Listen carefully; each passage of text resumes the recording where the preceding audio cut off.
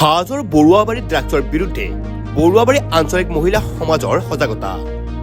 অপৰাধজনিত ঘটনাৰ বিৰুদ্ধে ঘৰৰ কাম বন এৰি ওলাই আহিল মহিলা সমাজ সজাগতা সৃষ্টিৰ মাজতে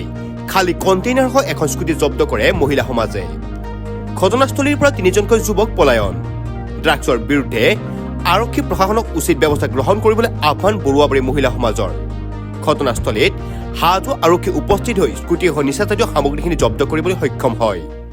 আমি বৰুৱাবাৰী আজি মহিলা সমাজে ড্ৰাগছ বিৰোধী আৰু বাল্য বিবাহৰ ওপৰত এটা সজাগতা গাঁৱে গাঁৱে দিছিলোঁ দিয়াত বহুতো ল'ৰাক আমি দেখা পালোঁ ড্ৰাগছ আসক্ত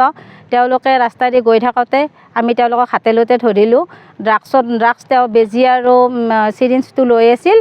টেমাটো লৈ আছিল লৈ থাকোঁতে তেওঁলোকক আমাৰ মহিলাবিলাকে দৌৰি যাই ধৰিব নোৱাৰিলে তেওঁলোকে তাতে চিৰিঞ্জ আৰু টেমাবিলাক থৈ পেলাই গুচি গ'ল তেওঁলোকে এখন স্কুটি আনিছিল স্কুটিখন আমি বৰ্তমান আবদ্ধ কৰি ৰাখিছোঁ আমি এতিয়া হাজো আৰক্ষী থানাত জনাইছোঁ এতিয়ালৈকে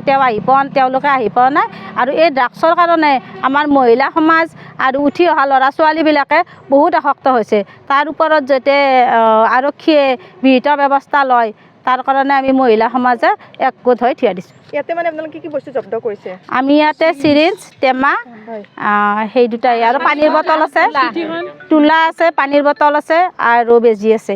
আৰু মটৰ চাইকেলখন ৰাস্তাত থৈ পেলাই তেওঁলোকে বাঁহৰ তলৰ ভিতৰত সোমাই গৈছে তিনিজন আছে তিনিজনে পলাইছে আমি আৰক্ষীক খবৰ দিছোঁ